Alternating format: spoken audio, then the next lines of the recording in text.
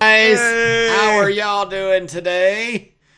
Hope y'all are doing fan flippin' tastic. Yeah, all cooped up in your house. Yeah, that's right. Save a life. Stay at home. Let's see. Let me move my mic over so y'all can actually hear what I'm saying better. Yeah, there we How go. to That's better. how to save a life? Is that what we need to listen to How right to now? save a life. Oh wait. That's right. Don't quit my day job. All right. So like we've uh, been doing, except for yesterday, we had a little bit of artwork that was shared, so we're gonna bring that yeah. up and show what we've been doing. Make sure you have your kids or yourself. Jonathan and I keep talking about that he and I need to do so. We just haven't had a chance to do it. Uh, Yep. working from home is lots of work. It is. But anyway, we've got a few things. Y'all share it, adult or child otherwise. All right. So first one is from Brianna Joy, my daughter. She did a All couple of right. things. We have two of them. So one of them, the tall one, is packing for the journey, and watch out for sharp scissors. There's little scissors right there that say "not safe." That's very good. I like it. All their tools and all their stuff that they're packing up. Yep. That's good. And then the other one is the repeated phrase of "be happy." So that's Yep. really good too. I like All it. right. And then Ethan, age 6. He's got a yeah. You got that? Okay. Yeah. So the uncle getting stuck on the rock. Oh, yeah. Yeah. Very Laugh cool. out loud. That was that was a very funny part. I had a hard time not laughing, especially with Sean laughing in my ear Oh while I was reading. no. Yeah, no, that was a good All part. Go right, ahead. got another one from Josiah. I think this is Josiah. It might have been Steven. Oh no, it's literally got Josiah's name on it. Yep. So, Nope. It's Josiah. A horse for riding. It's a yeah, good looking horse. yeah. All right, Got a big old chest sticking out there. yeah. He's Big strong. strong chest. All Yep. right, and the other Josiah picture. All right. Many Icelandic children. Oh, look, they're all there. Yeah, didn't draw any on the laps, but that's all right. Looks good, Josiah. Yeah, good job, everybody. All right. Let's see. So, looks like we've got a few Nope. folks on today Hmm. here and here and there. Looks like our stream is fairly healthy. Are you about ready to go? I'm ready. Going to do just chapter 12 tonight. It ought to be a little bit shorter, but if we went into chapter 13, it would be super long. So, Yep. We'll all do it. right. You're up and ready to go. All right. Chapter 12 The Ascent of Mount Sneffels. The huge volcano, which was the first stage of our daring experiment, is about 5,000 feet high. Sneffels is the termination of a long range of volcanic mountains of different character to the system of the island itself. One of its peculiarities is its two pointed summits. From whence we started, it was impossible to make out the real outlines of the peak against the gray field of sky. All we could distinguish was a vast dome of white, which fell downward from the head of the giant. The commencement of the great undertaking filled me with awe. Now that we had actually started, I began to believe in the reality of the undertaking. Our party formed quite the procession. We walked in single file, preceded by Hans, the imperturbable eider duck hunter. He calmly led us by narrow paths where two persons could by no possibility walk abreast. Conversation was wholly impossible. We had all the more opportunity to reflect and admire the awful grandeur of the scene around.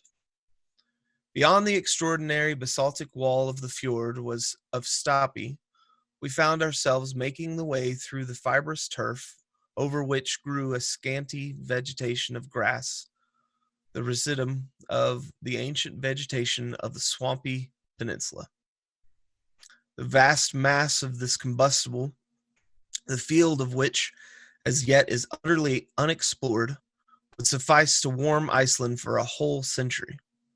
This mighty turf pit measured from the bottom of certain ravines is often not less than 70 feet deep and presents to the eye the view of successive layers of black burn-up detritus, separated by thin streaks of porous sandstone.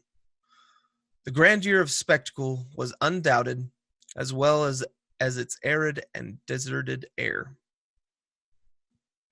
As a true nephew of the great Professor Hardwigg, and despite my preoccupation and doleful fears of what was to come, I observed with great interest the vast collection of mineralogical curiosities spread out before me in this vast museum of natural history.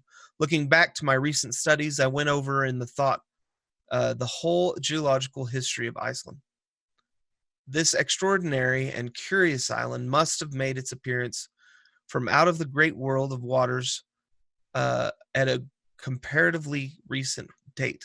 Like the coral islands of the Pacific, it may, for aught we know, be still rising by slow and imperceptible degrees.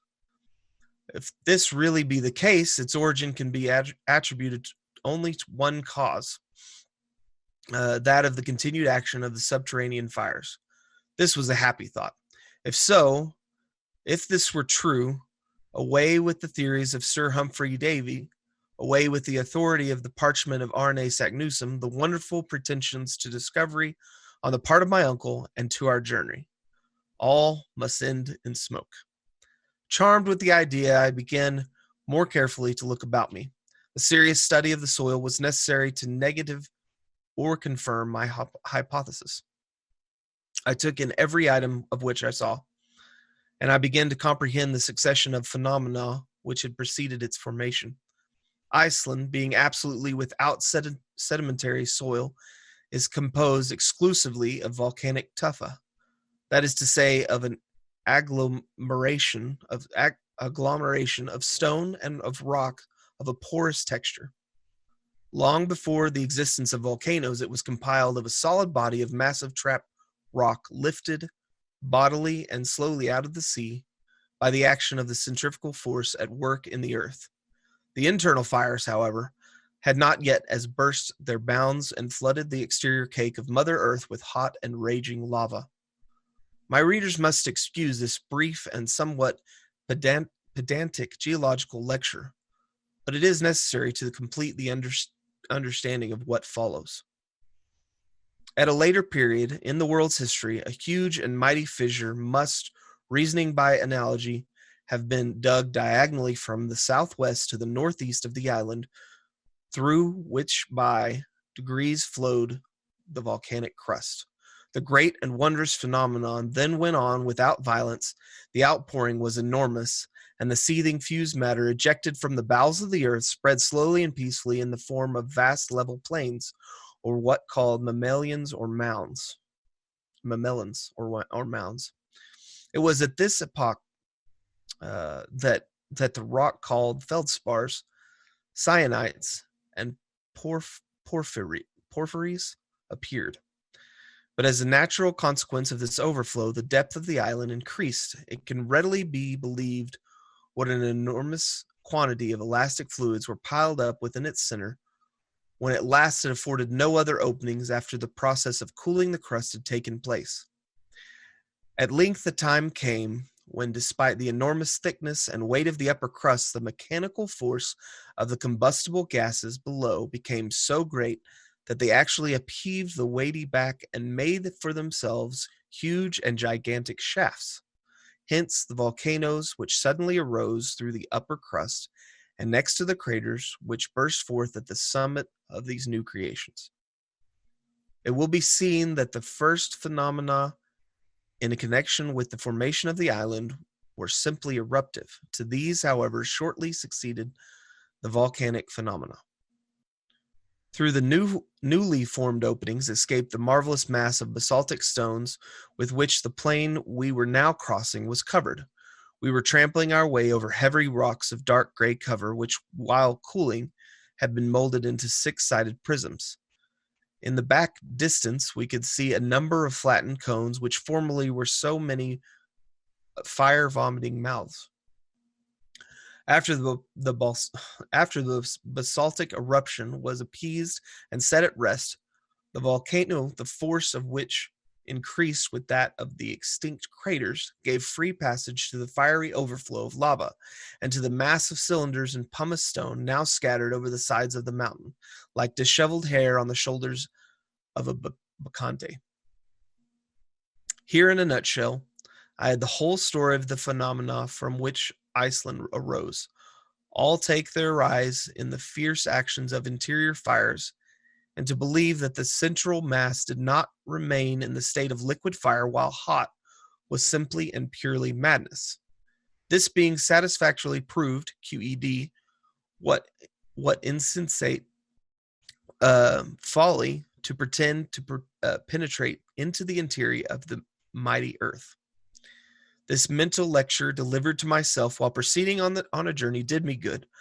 I was quite reassured as to the fate of our enterprise, and therefore went, like a brave soldier mounting a bristling battery, to the assault of old Sneffels.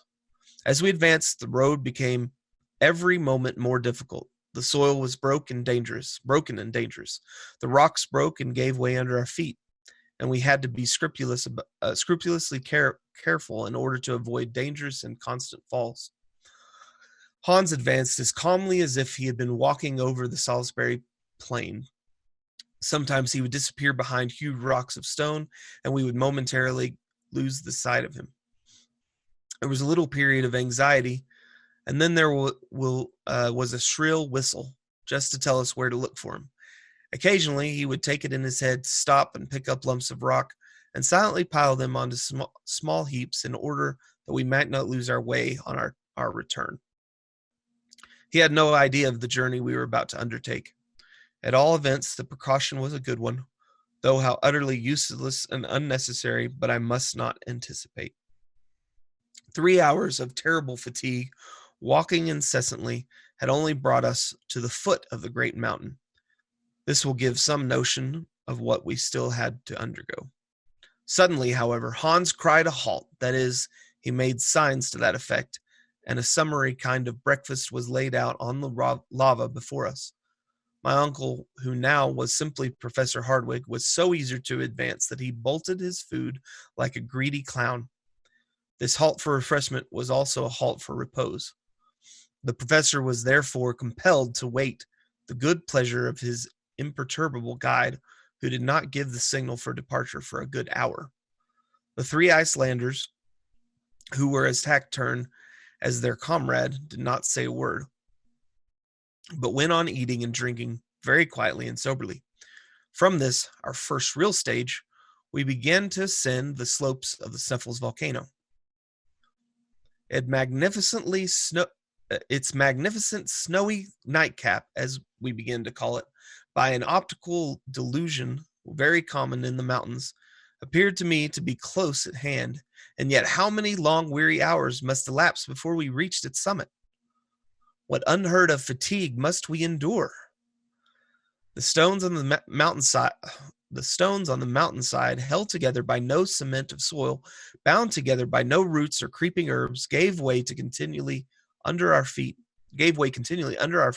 and went rushing below into the plains like a series of small avalanches. In certain places, the sides of this stupendous mountain were at an angle so steep that it was impossible to climb upwards, and we were compelled to get round these obstacles as best we might. Those who understand the alpine climbing will comprehend our difficulties. Often we were obliged to help each other along by means of our climbing poles. I must say this for my uncle, that he stuck as close to me as possible. He never lost sight of me, and on many occasions his arms supplied me with firm and solid support. He was strong, wiry, and apparently insensible to fatigue. Another great advantage with him was that he had the innate sentiment of equilibrium, for he never slipped or failed in his steps. The Icelanders, though heavily loaded, climbed with the agility of mountaineers. Looking up every now and then at the height of the great volcano of Sneffels, it appeared to me wholly impossible to reach to the summit on that side, at all events, if the angle of inclination did not speedily change. Fortunately, after an hour of unheard of fatigues and of gymnastic exercises that would have been trying to an acrobat, we came to a vast field of ice, which wholly surrounded the bottom of the cone of the volcano. The natives called it the tablecloth, probably from some such reason as the dwellers in the Cape of Good Hope call their mountain Table Mountain and their roads Table Bay. Here, to our mutual surprise, we found an actual flight of stone steps which wonderfully assisted our ascent. This singular flight of stairs was, like everything else, volcanic. It had been torrents of stones cast up by the eruptions, and of which the Icelandic name is Stina. If this singular torrent had not been checked in its descent by the peculiar shape of the flanks of the mountains, it would have swept into the sea and would have formed new islands. Such as it was, it served us admirably. The abrupt character of the slopes momentarily increased, but these remarkable stone steps, a little less difficult than those of the Egyptian pyramids, were the one simple natural means by which we were enabled to proceed. About 7 in the evening of that day, and after having clambered up about 2,000 of these rough steps, we found ourselves overlooking a kind of spur or projection of the mountain, a sort of buttress, upon which the cone-like crater, properly so called, leaned for support. The ocean lay beneath us at a depth of more than 3,200 feet, a grand and mighty spectacle. We had reached the region of eternal snows. The cold was keen, searching for intense. The wind blew with extraordinary violence. I was utterly exhausted. My worthy uncle, the professor, saw clearly that my legs refused further service, and that, in fact, I was utterly exhausted. Despite his hot and feverish impatience, he decided, with a sigh, upon a halt. He called the eider duck hunter to his side. That worthy, however, shook his head. "Auf in favor," was his only spoken reply. "It appears," says my uncle, with a woebegone look, "that we must go higher." He then turned to Hans and asked him to give some reason for his decisive response. "Mistor," replied the guide. "Ja, Mistor! Yes, the Mistor!" cried one of the Icelandic guides in a terrified tone. It was the first time he had spoken. What does this mysterious word signify? I anxiously inquired. "Look," said my uncle. I looked down upon the plain below and saw a prodigious volume of pulverized pumice stone, of sand, of dust, rising to the heavens in the form of a mighty waterspout. It resembled the fearful phenomenon of a similar character known to the travelers in the desert of the Great Sahara. The wind was driving it directly toward the side of Sneffels on which we were perched.